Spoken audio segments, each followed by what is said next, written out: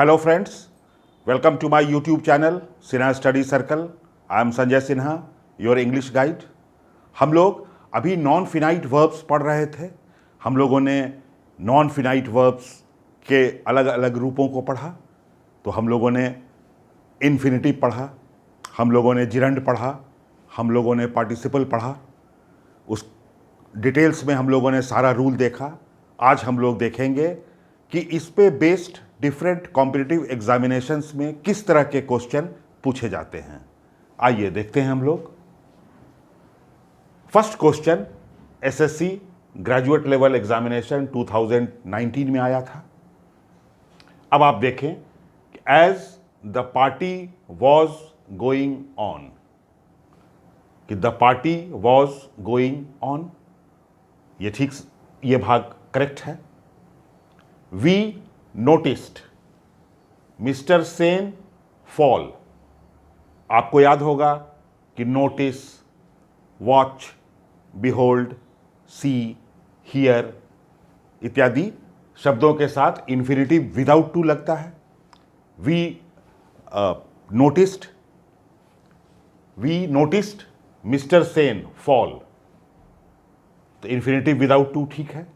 Fall back in his chair and gasp, gasp means हाँफना। तो एक वर्ब जो है वो इन्फिनिटिव विदाउट टू है, और दूसरे वर्ब को अगर आप जिरंड फॉर्म में रखेंगे तो ये गलत हो जाएगा। इसे भी इन्फिनिटिव विदाउट टू ही होना चाहिए।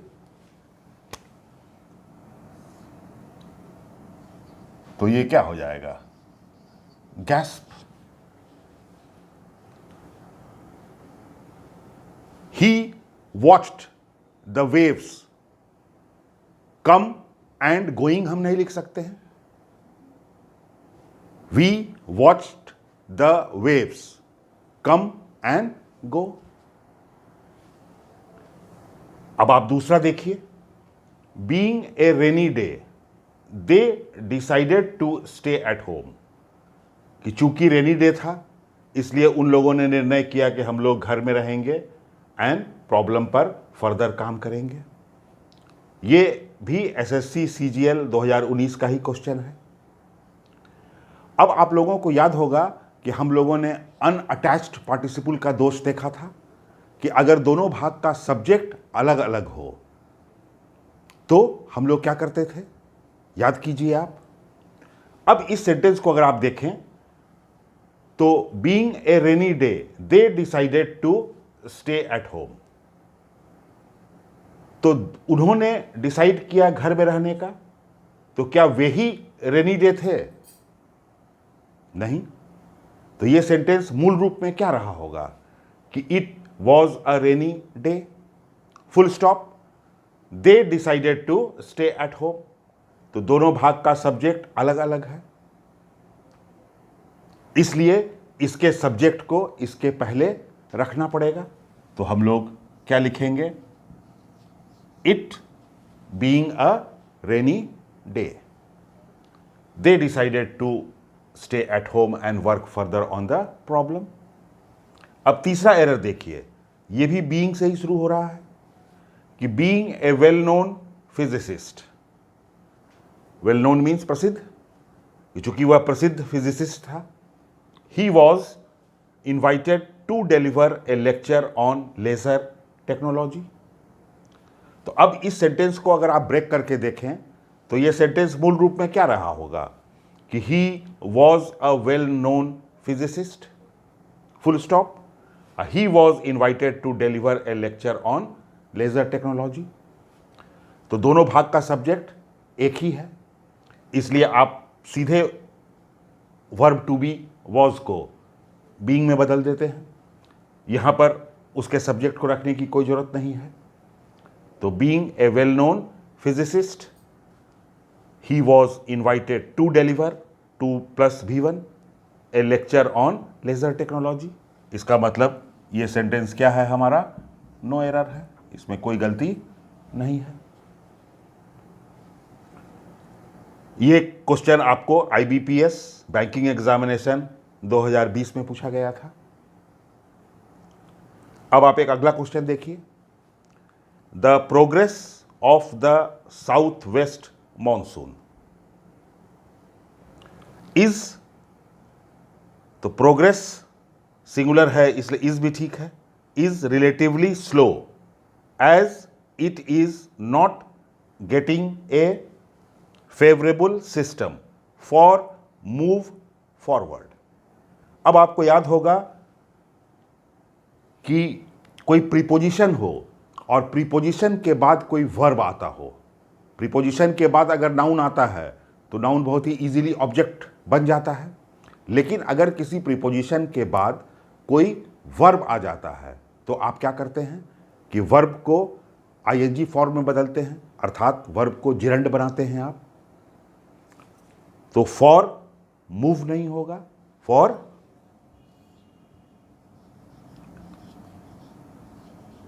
Moving forward. क्लियर है ये आप लोगों को?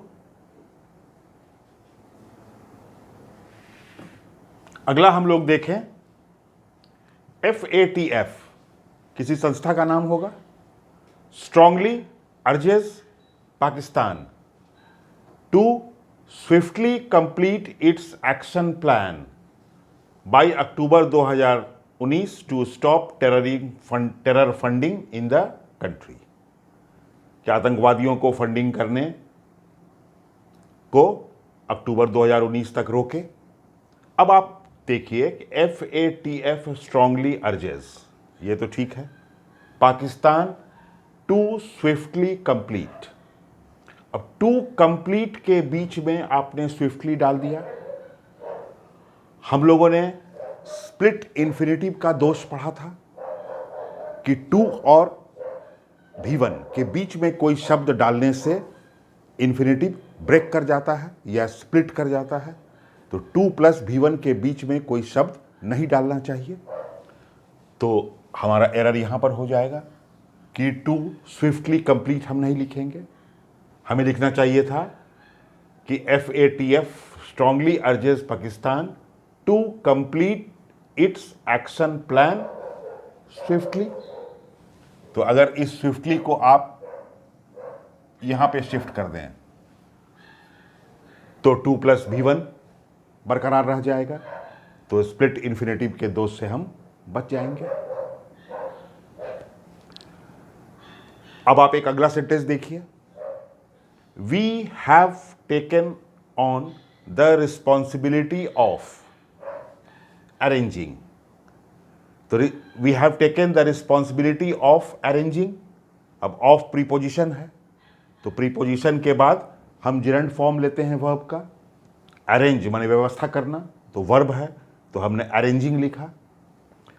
Arranging the required training and supervise the new staff. तो एक वर्ब है अरेंजिंग और दूसरा वर्ब है सुपरवाइज। तो we have taken the responsibility of arranging, we have taken the responsibility of supervise और सुपरवाइजिंग, दोनों को ही हमको जिरंड फॉर्म में ही रखना चाहिए। अगर दो वर्ब है तो दोनों को आप जिरंड फॉर्म में ही रखेंगे। तो आप यहां पे सुपरवाइज नहीं लिखेंगे बल्कि आप लिखेंगे सुपरवाइजिंग। एक अगला एरर देखिए आप, Rakesh does not know to swim so he is afraid of water. अब आपको याद होगा कि नो के बाद अगर इन्फिनिटिव आता है तो हम लोग उसके पहले हाउ का प्रयोग करते हैं। I know to write English correctly हम नहीं लिखते हैं, हम लिखते हैं I know how to write English correctly. तो यहां पे हम लिखेंगे Rakesh does not know how to swim. तैरा कैसे जाए? We must avoid to use cell phones while we are in court rooms. कि जब हम लोग कोर्ट रूम में हैं तब हम लोगों को मोबाइल फ़ोन इस्तेमाल करना अवॉइड करना चाहिए। अब आपको याद होगा कि बहुत सारे ऐसे शब्द थे जिनके बाद इन्फिनिटिव नहीं आता है बल्कि जिरंड आता है। जैसे अवॉइड, इंजॉय, माइंड एक्सेट्रा। तो we must avoid, to use आप लिखेंगे गलत हो जाएगा, क्योंकि आपने इन्फिनेटिव लिया। अवॉइड के बाद हमेशा जिरंड आता है। तो we must avoid using, you must avoid to smoke अगर हम लिखें तो गलत हो जाएगा। वी मस्ट अवॉइड स्मोकिंग और drinking. Next, this project is not worth to risk all your money. अब आपको याद होगा कि वर्थ एक ऐसा वर्ड था जिसके बाद इन्फिनिटिव नहीं आता था, जिरंड आता था, कि the Ramayana is a book worth reading, this is a film worth seeing. तो वर्थ के बाद हमेशा हम लोग जिरंड का इस्तेमाल करते हैं। तो वर्थ है तो टू रिस्क लिखना गलत हो जाएगा, हमें लिखना चाहिए था worth risking all your money.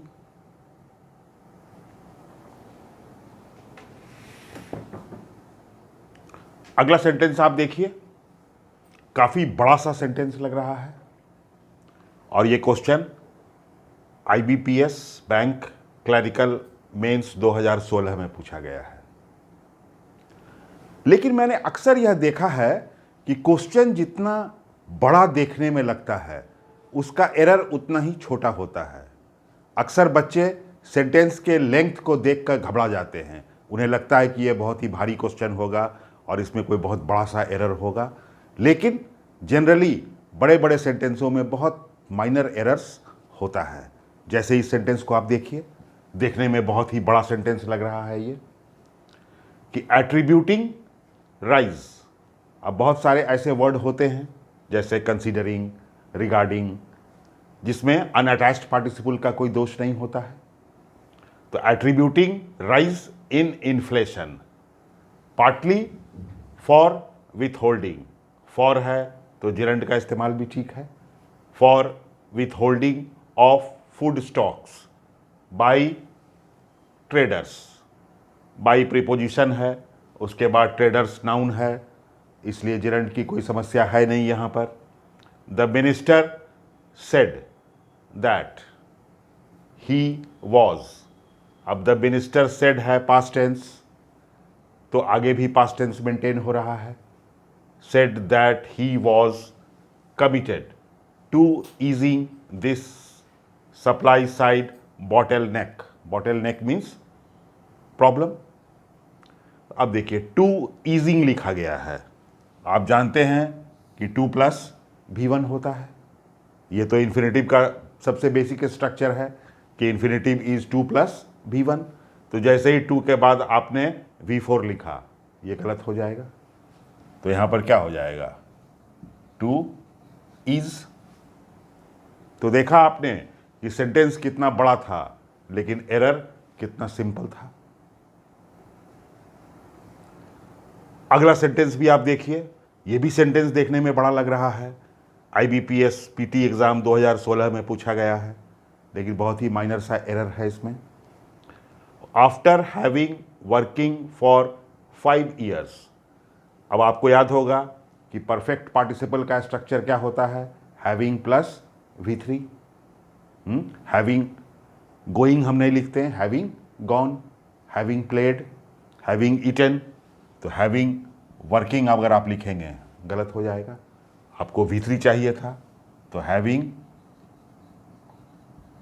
Worked for 5 years in a private firm, Kiran got down to prepare, तो 2 + V1 ठीक है, to prepare for various bank entrance examinations.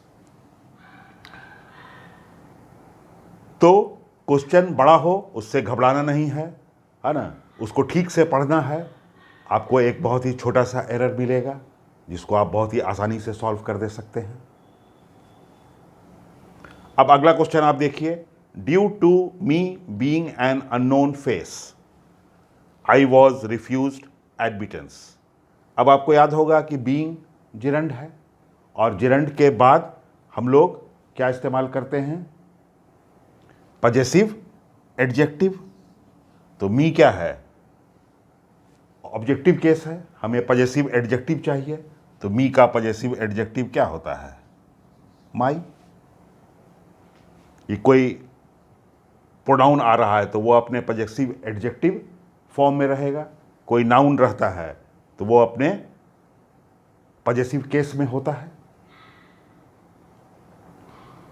और एक अंतिम सेंटेंस आप देखिए, a lion lives in a forest. अब आप देखिए कि आप, ये सिंपल सा नियम है कि किसी वाक्य में जितना भी सब्जेक्ट होगा उतना ही वर्ब होगा। तो जब ए लायन के लिए आपने वर्ब लिया लिव्स इन ए फॉरेस्ट, तो ये सेंटेंस तो क्लोज हो गया। तो इस वर्ब को सब्जेक्ट कहाँ है? इस वर्ब को सब्जेक्ट नहीं है। Was loyally served by a jackal that use to accompany the lion wherever it went. तो वेंट को सब्जेक्ट है इट, तो इसे कोई सब्जेक्ट नहीं है। तो यहां पर हम द लायन लिव्स नहीं लिखेंगे, हम लिखेंगे the lion living in a forest was loyally served. तो a lion was loyally served, तो ये फाइनाइट वर्ब हो जाएगा। और हमने इस वर्ब को जिरंड में बदल दिया, पार्टिसिपल में बदल दिया, तो ये नॉन फाइनाइट वर्ब हो गया। तो नॉन फाइनाइट वर्ब हो जाने से हमें इस वॉज के लिए ए लायन सब्जेक्ट मिल जाता है। तो इस तरह से हम लोगों ने इन्फिनेटिव, जिरंड और पार्टिसिपल के बहुत सारे एरर्स देखे। बच्चे, स्टूडेंट्स अक्सर इन्फिनेटिव, जिरंड, पार्टिसिपल से बहुत ही घबराते हैं और कॉम्पिटिटिव एग्जामिनेशंस में इन्फिनेटिव, जिरंड और पार्टिसिपल से अक्सर क्वेश्चन पूछा जाता है। तो मैंने आपको बहुत ही डिटेल में इन्फिनेटिव, जिरंड और पार्टिसिपल के अलग अलग वीडियोस बना के सारे प्रॉब्लम्स को डिटेल में डिस्कस कर दिया है। और मैं समझता हूँ कि अगर आप उन वीडियोस को अच्छे से देखेंगे, उन प्रॉब्लम्स को ठीक से समझेंगे और उन्हें बार बार रिवाइज करेंगे, तो फिर आपको इन्फिनेटिव, जिरंड और पार्टिसिपल में कोई प्रॉब्लम नहीं होगा। Thank you very much for watching the video so patiently and carefully. I hope you will revise nicely. Keep watching, keep learning, keep growing, and do not forget to like, share, and subscribe.